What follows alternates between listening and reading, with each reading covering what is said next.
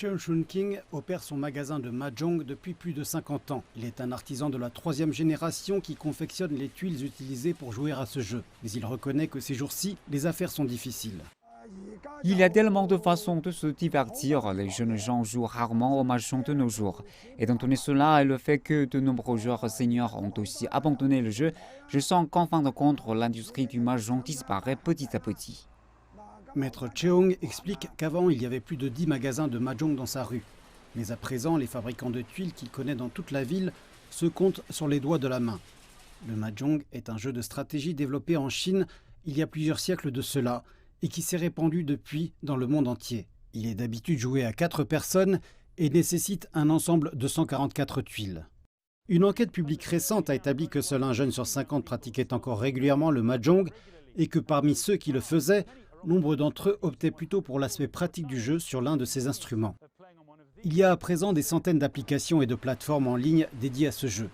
Bien que celles-ci en élargissent l'attrait, les fabricants de tuiles tels que Maître Cheung s'inquiètent de ce que cela signifie la disparition de leur savoir-faire. Joyce Leung espère inverser cette tendance. Elle est la cofondatrice d'un groupe qui promeut les traditions locales et elle tente de combler le fossé qui se creuse entre les jeunes de la génération 2000 et les artisans chevronnés. Les gens se contentent d'acheter des jeux de mahjong en boîte auprès de magasins, mais ils ignorent qu'il existe encore des artisans à Hong Kong qui connaissent en fait véritablement le processus de fabrication des tuiles de mahjong. Joyce organise des ateliers dans lesquels les artisans tels que Maître Cheung partagent leur savoir-faire. Elle dirige par ailleurs une plateforme de commerce électronique afin de les aider à développer leur commerce en ligne.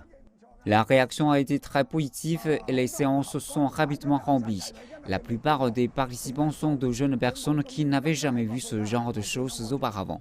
À présent, le groupe envisage de proposer des versions virtuelles des cours de maître, ainsi que de faire de même concernant d'autres types d'artisanats traditionnels locaux menacés, tels que la gravure sur bois ou encore la confection de signes en néon.